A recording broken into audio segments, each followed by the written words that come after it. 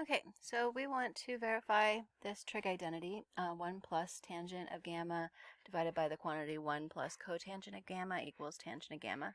And step number 1 is always to start with the more complicated side as you're given and try to match the other side. So we're going to jot down over here the less complicated side so we know where we're headed. And then this, we will start off with the given information. Okay, so we need to pick a strategy, and you never really know which way you want to go. Just try something. So one of the strategies we could use is to switch everything to sines and cosines. So let's apply a quotient identity. In the numerator, tangent would become sine divided by cosine.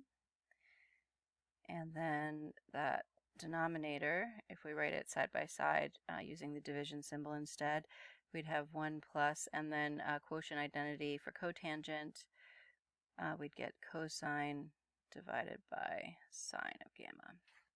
Okay, and that would be applying a quotient identity in step number 2. Okay, so step number 3 then, you need a common denominator in order to combine fractions.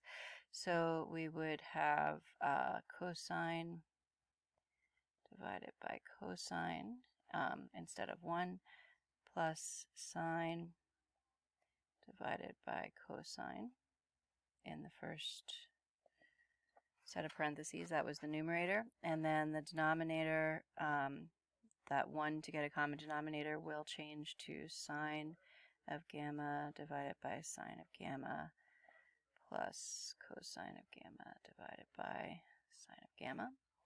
Okay, and that was finding a least common denominator. So now we'll go ahead and add these fractions together. So we'll have sine plus cosine over common denominator of cosine. And dividing fractions is the same as multiplying by the reciprocal. So we'll multiply and then flip this sum of our second fraction. So that common denominator is going to go on the top, sine of gamma. And our numerator we combine will have sine of gamma plus cosine of gamma. And that reason for step number 4 was combining the fractions. Right. Again, we added these two fractions together, and then we remembered that to divide one fraction by another means to multiply by the reciprocal of the second fraction. So that's what was meant by combining fractions.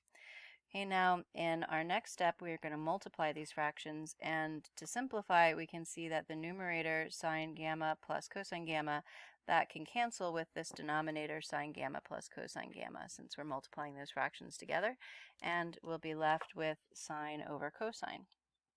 So sine gamma divided by the cosine of gamma, and that was a result of multiplying fractions. Okay. And then our last step would be remembering that sine divided by cosine is a quotient identity for tangent.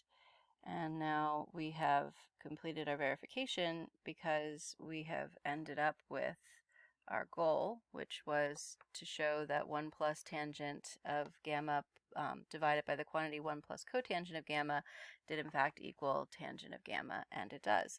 And that was using a quotient identity in our last step. Okay, so hope that helps. Let me know if you have any questions.